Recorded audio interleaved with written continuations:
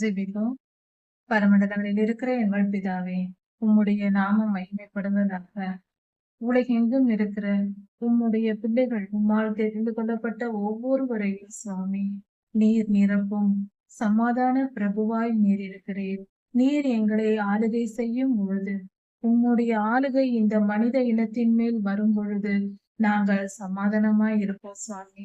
அது உம்முடைய ஆளுகையில் தான் கிடைக்கும் சுவாமி.